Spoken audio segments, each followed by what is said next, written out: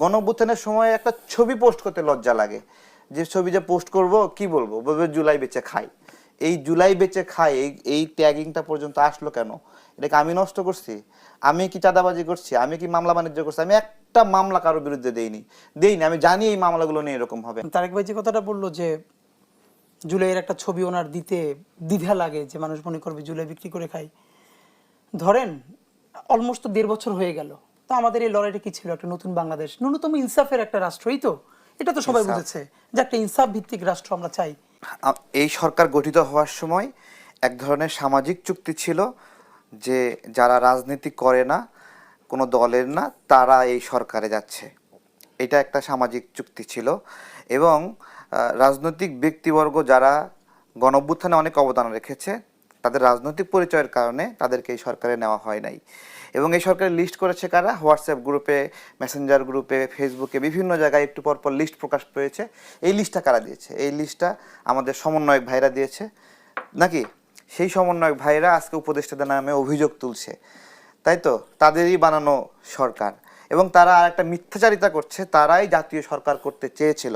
বরঞ্চ রাজনৈতিক প্রক্রিয়ার অনেক প্রতিনিধি এই সরকারে থাকতে চেয়েছিল, তাদেরকে বাধাগ্রস্ত করা হয়েছে যে আপনারা থাকতে পারবেন না। তো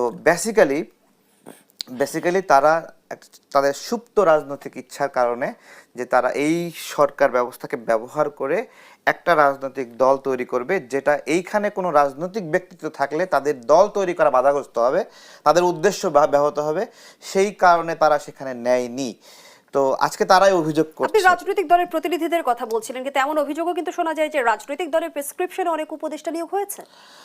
আমাদের সমাজের প্রত্যেকটা মানুষই মাইন্ডসেট ভাবে কোনো না কোনো রাজনৈতিক মতের পক্ষের এবং ফ্লোটিংও আছে। তো এই একটা রাজনৈতিক বিশ্বাস মানুষের মনের মধ্যে সুপ্ত থাকা, অপ্রকাশ্য থাকা, এই জন্য তো আপনি কাউকে স্পষ্টভাবে ট্যাগিং করতে পারবেন না। সে তো ওই দলটা করে না, ওই দলের পদে নাই, তার ছোট ছোট বিশ্বাস থাকতে পারে, সেই বিশ্বাস পরিবর্তন হতে পারে। তাহলে রাজনৈতিক দলগুলো ওই সুনির্দিষ্ট ব্যক্তির প্রতি আস্থা কেন রেখেছে? রাজনৈতিক দলগুলো তারাও রাজনৈতিক দলের প্রতি আপনার হলো বিশ্বস্ত হয়ে আছে, এটা আপনি কিভাবে প্রমাণ করবেন? তারা তালিকাটাই দিয়ে দিল না কেন? আমাদের প্রশ্ন কোন জায়গায়? আপনি বলছেন যে নির্বাচনকালীন একটা সরকার হবে কিনা, বা এই ধরনের, বা এই সরকারই নির্বাচন করবে কিনা, এই কথাটাই একটা হলো মানে একটা অন্যায় ইচ্ছা বলতে উপদেষ্টাদের নির্বাচন করার ইচ্ছা জ্ঞাপন হয়েছে। তারা নির্বাচন করতে চায়, এতদিন সরকারের থেকে সুযোগ সুবিধা নিয়ে নির্বাচন করতে চায়। এই আকাঙ্ক্ষার কারণে তারা এই বয়ান তোলার চেষ্টা করতেছে যে নির্বাচনকালে একটা নতুন সরকার হবে কিনা। এটা তো অবিশ্বাস্য যে ওই নাহিদের বিকাশে 10,000 টাকা ছিল, ব্যাংক অ্যাকাউন্টে 30,000 টাকা ছিল, এই দিয়েই সে বাকি 5-6 মাস চলতেছে নাড়ায় চাড়ায়। এই 30,000 40,000 টাকা শেষ হচ্ছে না। সে রাষ্ট্রে কোনো সুযোগ সুবিধা নেয়নি, তার বাবা কোনো সুযোগ সুবিধা নেয়নি, এবং তার রাজনৈতিক তার নির্বাচন করার জন্য অর্থায়ন করার সক্ষমতা নেই। এইরকমই কি? তাহলে সেই লোকটাকে আপনি হাদি ভাইয়ের সঙ্গে কম্পিট করতে বলতেছেন, দুইজনই জুলাইয়ের সন্তান, এবং তাদের মধ্যে তো বৈষম্য করছেন। তাহলে আপনি বৈষম্য বিরোধী যে চেতনা, আমরা বৈষম্য করব না, আমরা কোটা নেব না, এই সমস্ত কিছু বইলা দেখেন। আবার কিন্তু যারা একটু চুল পাকা, বয়স্ক, বয়োজ্যেষ্ঠ সেই ব্যক্তি যদি বলে, সাক্ষাৎ সাহেব যদি বলে আমিও নির্বাচন করব, তাহলে কিন্তু আমাদের গায়ে স্যাক করে উঠবে, এই সাক্ষাৎ সাহেব কেন নির্বাচন করবে, এত বড় সাহস। তাহলে আমি ভাগটা করব কিভাবে? বয়সের ভিত্তিতে?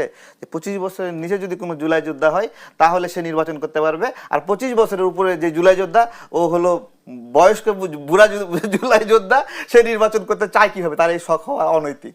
তো এগুলো হলো সামগ্রিকভাবে আমাদের এই সরকারের। এখন কেন আসলে উপদেষ্টাদের সেফ এক্সিট নিয়ে প্রশ্ন আসছে, এবং যেমনটি এনসিপির আহ্বায়ক নাহিদ ইসলাম অভিযোগ করেছে যে উপদেষ্টাদের অনেকেই সেফ এক্সিটের কথা ভাবছেন, অনেকে নিজেদের আখির গুছিয়েছে, গণঅভ্যুত্থানের সঙ্গে বিট্রে করেছে। আবার এনসিপির আরেক নেতা সার্জিস আলম বলেছেন মৃত্যু ছাড়া কোনো সেফ এক্সিট নেই। হঠাৎ করে উপদেষ্টাদের সেফ এক্সিট নিয়ে কেন আলোচনা হচ্ছে? এর পেছনে কোনো কারণ দেখেন কি? হ্যাঁ, এটা তো একটা সহজ বিষয়। নাহিদ নিজেও তো উপদেষ্টা ছিল। ও যখন উপদেষ্টা ছিল, ও কি কাজটা করছে? আমাদের অনেক বড় একটা চাহিদা ছিল ইন্টারনেটের মেয়াদ নিয়ে, ইন্টারনেটের রেট নিয়ে। করতে পারছে? কিচ্ছু করতে পারছে? কোনো মানুষের চাহিদার বিন্দু পরিমাণ কোনো গুরুত্ব দেয়নি।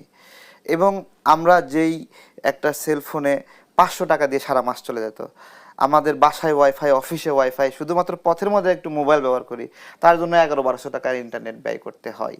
তাহলে আমাদেরকে এই পর্যায়ে নিয়ে আসছে নাহিদরা, এখন সে নিজে অভিযোগ দিচ্ছে আরেকজনকে যে উপদেষ্টাদের সেফ এক্সিট নিয়ে, মানে সে কি সেফ এক্সিটের বাহিরে, মানে সে কি নিরাপদে থাকবে?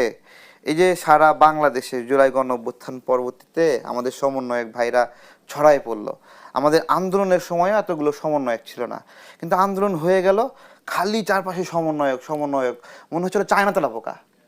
চায়না তেলা পোকা বোঝেন তো, আমাদের বাসা বাড়ি ড্রয়ারের ভিতরে চিপাই চাপাই থাকে, একটা মেলে তিনটা বের হয়,